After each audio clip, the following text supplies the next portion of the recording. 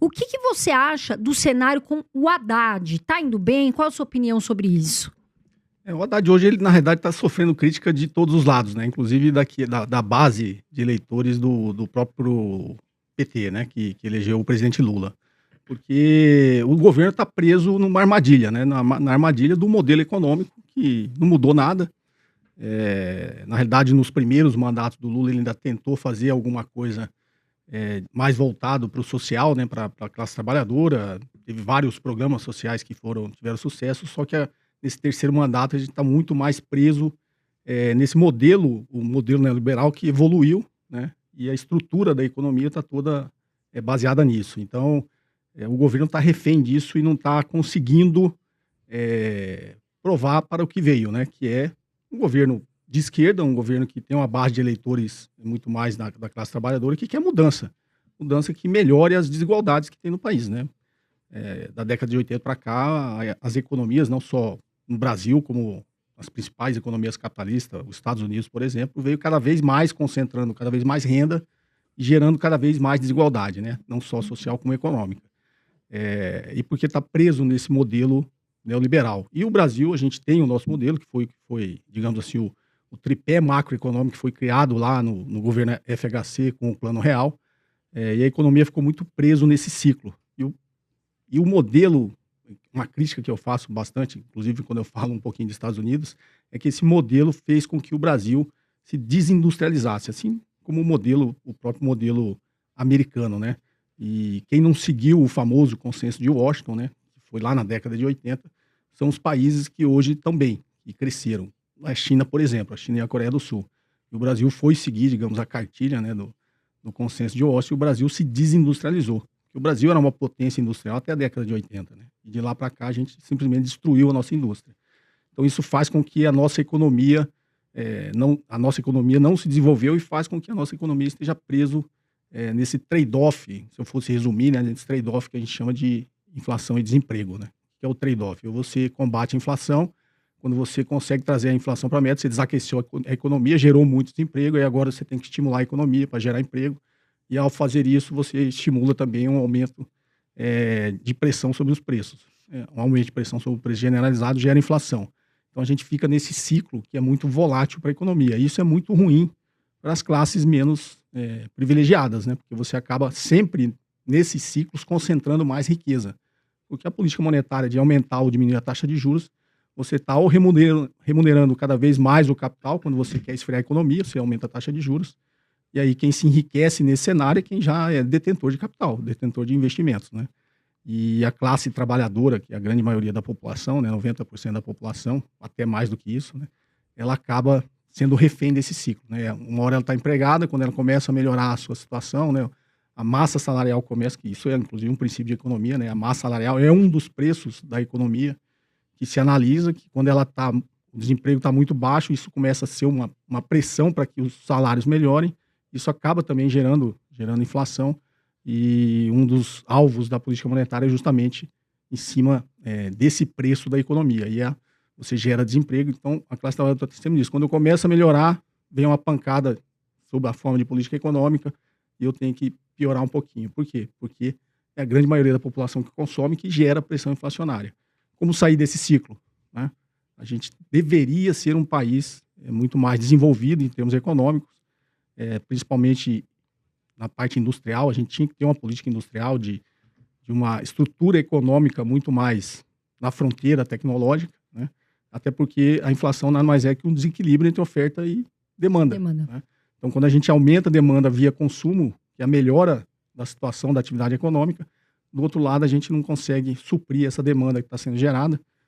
A nossa capacidade ociosa na economia ela rapidamente é ocupada e você não gera oferta. Então você tem que reduzir a demanda. Quando você aumenta a taxa de juros, na realidade você também está inibindo a produção o lado da oferta, né? O empresário fala, para que eu vou? Primeiro, ficou mais caro eu produzir, aumentar a minha capacidade de produção, porque a taxa de juros está mais alta, o custo de capital aumentou. Segundo, né, a sinalização econômica vou diminuir a demanda. Para que eu vou produzir mais se não vai ter demanda? Então a gente está sempre preso nesse ciclo e a economia não cresce. Então, e o governo ou muda isso aí, ou ele vai ser refém, vai ser só mais um governo que fica, né, nesse ciclo quando eu consigo melhorar um pouquinho, eu tenho que dar um freio e a gente brinca assim, que você fica na mão do sistema financeiro, você fica na mão do mercado financeiro que dita essas regras atualmente, né? Então, o governo, sob o ponto de vista da base de eleitores dele, está indo mal, porque não fez. Você é só mais um que entrou aí, falou que ia fazer, não está fazendo, para as classes realmente mais desprivilegiadas, né, que é a base de eleitores desse governo, que estão sofrendo com a inflação. Está sofrendo e está gerando muita insatisfação, né? A gente deposita, né, nos políticos, quando você elege, que ele tem uma série de promessas, que vai fazer mudanças, que vai melhorar a vida do brasileiro. Quando ele começa a fazer exatamente a mesma coisa que sempre foi feita, você começa a gerar uma insatisfação. Então, sobre esse ponto de vista, para os eleitores do próprio, que colocaram o Lula lá, colocaram esse governo lá, eles estão muito insatisfeitos, né? Então, do ponto de vista econômico, eu acho que o governo deveria enfrentar mais essas questões, né? Eu sempre brinco, a gente precisa ter um projeto, a gente não tem um projeto de nação, né? Nos últimos 50 anos você não vê, se a gente pensar qual foi o projeto de nação no Brasil, o último acho que foi do Juscelino, né? Que era os 50 anos em 5 e tal, ele tinha um projeto. Tudo bem, trocou o pé pelas mãos, fez uma série de coisas erradas, mas ele tinha um projeto e ele executou. Existem as críticas que, né, desde que foi lá naquela época que a gente começou a gerar pressões inflacionárias, depois veio os militares, né, com endividamento externo, também teve, mas os militares também tinham, né, assim como o Juscelino, eles prosseguiram num projeto de nação. Tanto que a gente chegou na década de 80, o Brasil era uma potência industrial. De lá para cá, a gente, digamos, só está enxugando gelo, né? Mas você não acha que assim, nossa taxa de juros subiu absurdamente nesse governo agora, a gente está vendo até uma expectativa de subir mais. Você não acha que, de repente, se fosse um governo que pensasse, vamos dizer assim, numa questão mais para a direita, né, mais liberal, seria uma forma que estaria melhor hoje? Porque a gente veio de um governo passado com uma taxa Selic muito menor, enfrentando, inclusive, pandemia, etc., com o Paulo Guedes. Você não acha que essa mudança, vindo Haddad, enfim, foi muito pior para a economia? Não, porque quando a gente colocar no espectro direita e esquerda, na realidade as políticas econômicas são de direita, não mudou nada, né?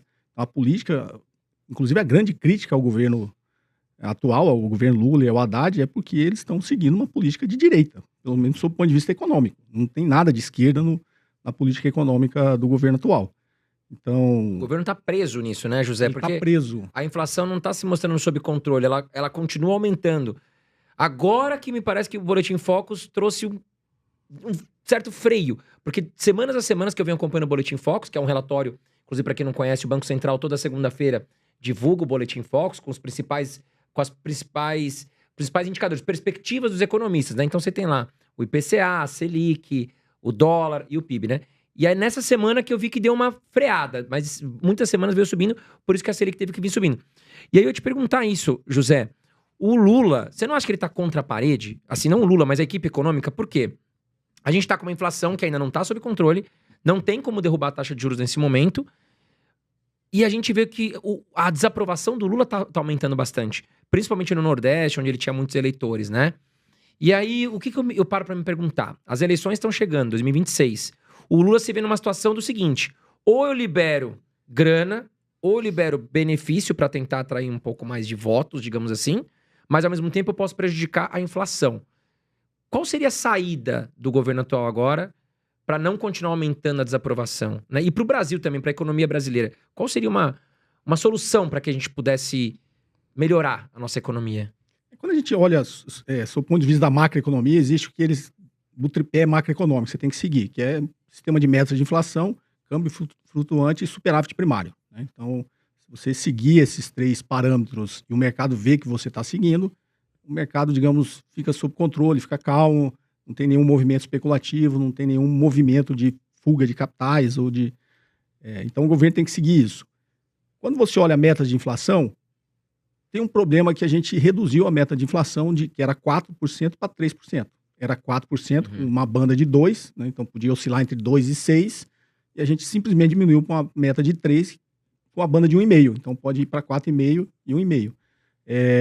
Esse é o grande problema, acho que foi criado na economia brasileira. Estruturalmente, a economia não mudou nada. Então por que mudou essa média de inflação?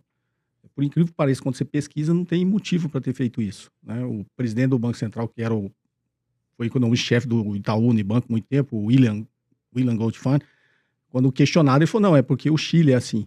Quer dizer, não existe justificativa para a gente ter baixado a meta de inflação. E por que isso é importante?